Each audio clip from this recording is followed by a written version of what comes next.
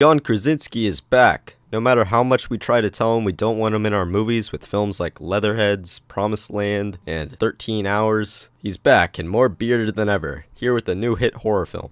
Oh, sorry, I forgot. This isn't a horror movie, it's a family drama that just happens to have monsters in it. It's Kramer versus Kramer with monsters. I really enjoyed this movie, but there were some things about it that I found really annoying. So the characters in this movie live in this apocalypse where you can't make a sound louder than like a footstep, or some monsters will come and eat you. And so they decide to have a baby. Why? Even if it happened on accident, there's a 100% chance that baby will get everybody killed in like the first hour of it being alive. But the movie presents these characters as smart. But anyways, the horror elements are handled really well, especially for a feature directorial debut. The entire film is incredibly tense and goes by very quickly. Something I really hate in movies is where you know whether or not a certain character is going to die because they have more movie to be in.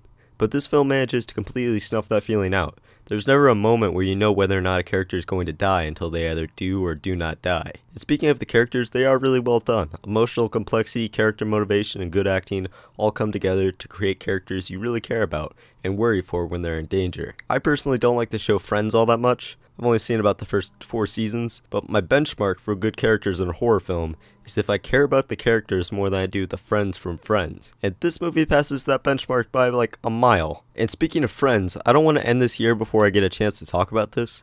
Is it weird that Phoebe carried her brother's babies? It's not incest because it's not her eggs, it's Giovanni Ribisi's wife's eggs, but on the scale of incest to not incest, it's definitely in a gray area. 8 out of 10. And I'm going to leave a picture of Phoebe and Giovanni Ribisi in the bottom corner of the screen for the rest of the segment, just so that they can't cut out that incest joke without being really distracting and not making sense.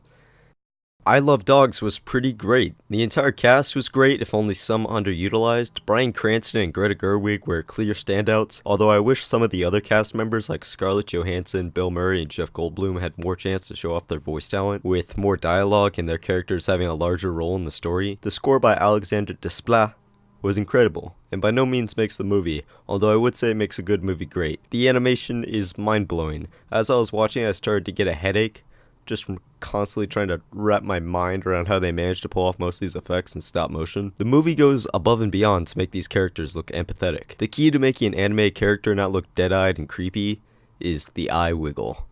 Every character's eyes are constantly in motion. Even when a character is standing still, they're still alive and never just look like a figurine on a shelf. Something I really enjoyed as well was that the dog's hair was constantly in motion, as if the animators took the time to ruffle it in between every single take. It's not much, but it was probably very tedious to perform, and it goes a long way to subconsciously make the audience see these characters and environments to have this sense of life to them. Tight, well-told story, characters you root for, a stylistic showcase for a true directorial genius, and a lot of genuinely funny moments that come naturally from the character interaction and Keaton-esque visual comedy. So if you've ever masturbated to a poem, you're sure to love it. 9 out of 10.